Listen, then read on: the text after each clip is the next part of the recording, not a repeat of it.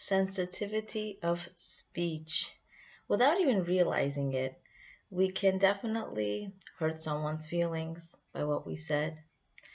But we learn from Parshat Bo, from Pharaoh, the sensitivity of speech, how he approaches Aaron and Moshe. And in the same way, he can definitely use his mouth for the worse. But we learn from him a tremendous concept here. When he approached Aaron and Moshe, he said the following: "Now I beseech you, forgive my sin only this once, and pray to the Almighty that he may only take away this death." The first part of his saying, first part of his speech, was directed toward Moshe, because he knew he could speak to the Almighty. But when he was asking for them to pray for him, he approached both of them. He addressed both of them, even though he was speaking to Moshe and Aaron, his brother. So here we learn from Pharaoh himself the sensitivity of speech and how we talk to other people. Pharaoh knew that Moshe was the only one who could directly speak to God Almighty. However, he told both of them to pray on his behalf so that he can be forgiven for his sin. Pray for him. Pray for me. Pray for my own good.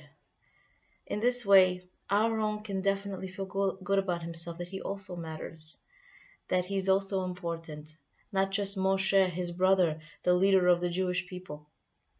It's a tremendously important concept to be sensitive to our family members, people who we live with, people who we interact with. And of course, if we hurt them, for us to be sincere and honest and sincerely apologize and make a new start, because we aren't perfect, but at least our intention is pure, our intention is good, our intention is to be sensitive to other people. In the same way, Pharaoh is addressed further.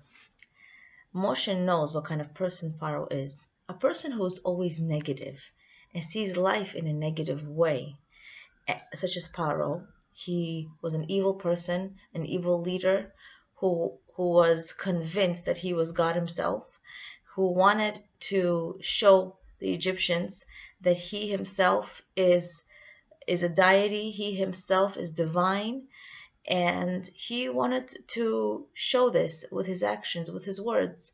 But he was a very nasty person, so he could not be trusted, and Moshe knew that.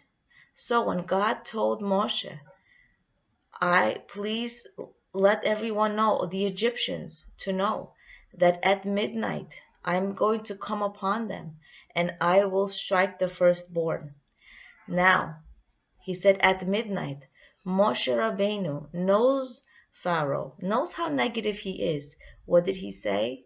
He said, God said, around midnight. He didn't say at midnight. So he changed Hashem's words. He changed God's words. Because Pharaoh would have said, oh, it's 12:01.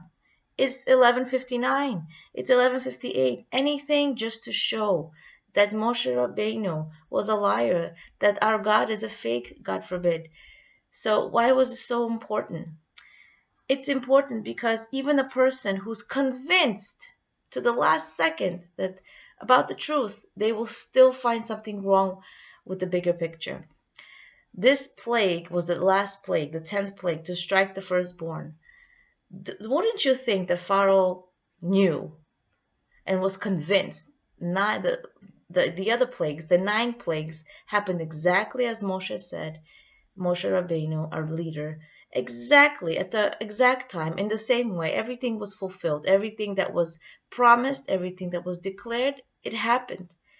Wouldn't you think Pharaoh would be convinced that the 10th plague would also happen at midnight? So here we learn that a person who is negative will find something negative even about the most honest and true situation. So that's what Moshe Rabbeinu said, around midnight. So let us be careful when we're learning this concept, as we're learning this concept, to be careful about people who are consistently negative, to be careful on how we word ourselves and how we explain ourselves, and for us to learn from this, and that We don't need to be so exact about people promising us for us to be flexible, like the willow tree. The willow tree is flexible. That's why it's very hard for it to break. May we merit to be sensitive with our words, be true to our actions, and pure in our thoughts. Leah Abramov, Being a Becoming.